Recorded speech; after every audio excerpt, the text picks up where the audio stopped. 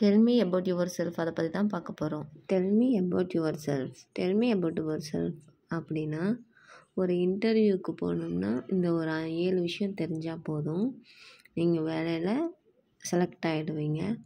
First வந்து greeting, second one வந்து personal details, மூணாவது வந்து ஸ்ட்ரென்த், நாலாவது வந்து ஷார்ட் டேர்ம் கோல், அஞ்சாவது வந்து லாங் டேர்ம் கோல், ஆறாவது வந்து ஹாபீஸ், லாஸ்ட் ஒன் வந்து எண்டிங் பாயிண்ட். ஓகேவா? ஃபஸ்ட்டு க்ரீட்டிங் பாயிண்ட் பார்க்கலாம். குட் மார்னிங் சார், மேடமோ சாரோ இருந்தால் காலையில் என்ன சொல்வோம்? Good morning sir, good morning ma'am. First of all, thank for giving me this wonderful opportunity to introduce my self அப்படின்னா, குட் மார்னிங் சார். உள்ளே போனோடனே குட் மார்னிங் சார் சொல்லிவிட்டு, ஃபஸ்ட் ஆஃப் ஆல் இந்த ஆப்பர்ச்சுனிட்டி கொடுத்ததுக்கு ரொம்ப தேங்க்யூன்னு சொல்கிறோம். ஓகேவா? செகண்ட் ஒன் என்ன சொன்னோம்னா, பர்சனல் டீட்டெயில்ஸ். உன்னோட டீட்டெயில்ஸ் வந்து என்னென்னு பார்க்க போகிறோம். My name is Ramu. My name is என்ன, உங்களோட நேம் என்னவோ அதை போட்டுக்கலாம். மை நேம் இஸ், உங்கள் நேம் போட்டுக்கோங்க. I am from Dindigul. உங்கள் ஊர் எந்த ஊரோ அதை போட்டுக்கோங்க. I did my schooling at our lady school in Dindigul. நீங்கள் எந்த ஸ்கூலில் படிச்சிங்களோ அதை எழுதியிருக்கோங்க. ஃபஸ்ட்டு உங்களோட ஸ்கூல் நேம் போட்டு இன் திண்டுக்கல், அதுதான் ரொம்ப முக்கியம். I did my graduation in BA BEd Sakthi college Dindigul. நீங்கள் வந்து எந்த காலேஜில் படிச்சிங்களோ அதை போட்டுட்டு எந்த ஊருன்னு சொல்லி போட்டுக்கோங்க. அதுக்கடுத்து இது வந்து உங்கள் விருப்பம்தான். I belong to nuclear family, joint family. அது வந்து உங்களோட விருப்பம்தான், ஆனால் சொன்னால் நல்லது தான். ஓகேவா?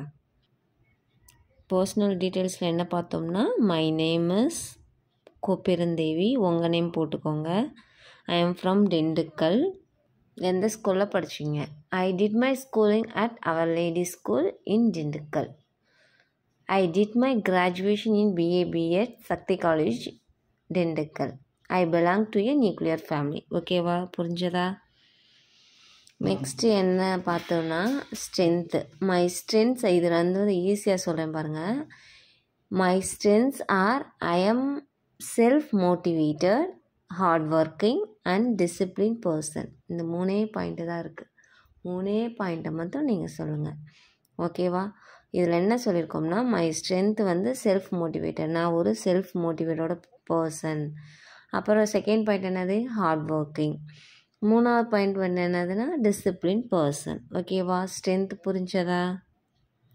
5th ஒன் என்னன்னு பார்த்தீங்கன்னா, short term goal and long term கோல்.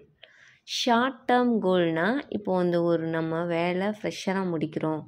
ஃப்ரெஷ்ஷராக முடிச்சுட்டு ஒரு கம்பெனிக்கோ வேலைக்கு போகிறோன்னா போய் ஜாயின் பண்ணுறது தான் நம்மளோட ஷார்ட் டேர்ம் கோல். லாங் டேர்ம் கோல் அப்படின்னா என்னென்னா, அந்த ஒரு கம்பெனியில் வேலை செய்கிறோன்னா நல்ல ஒரு பொசிஷனுக்கு போகிறது தான் நம்மளோட லாங் டேர்ம் கோல். இப்போ எழுதிருக்கேன் பாருங்கள். My short term goal is to get a job in a reputed company and my long term goal is to achieve a good position. என்ன எழுதிருக்கேன்? good position where I can build my career and help the organization too. ஓகேவா? புரிஞ்சதா? Next one பார்த்தீங்கன்னா, hobbies உங்களுக்கு என்னென்ன பிடிக்குதோ ஹாபீஸில் எழுதிக்கலாம். My hobbies are listening to music. நான் music கேட்பேன். அப்புறம் cooking and drawing, dancing, art and craft. ஓகேவா? என்னோடய ஹாபீஸ் இது. உங்களோட ஹாபீஸ் என்னென்னவோ அதை எழுதிக்கோங்க. கடைசியில் எண்டிங் பாயிண்ட் என்னன்னு பார்த்தீங்கன்னா, ending point that's all about me. That's all about me, thank you. That's all about me, thank you. இதுதான்.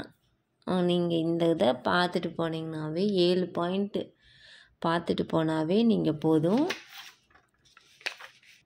நீங்கள் இந்த 7 பாயிண்ட்டை மட்டும் பார்த்துட்டா போதும், உங்களுக்கு வேலை கன்ஃபார்ம் ஜாப். நீங்கள் வந்து ட்ரை பண்ணி பாருங்கள்.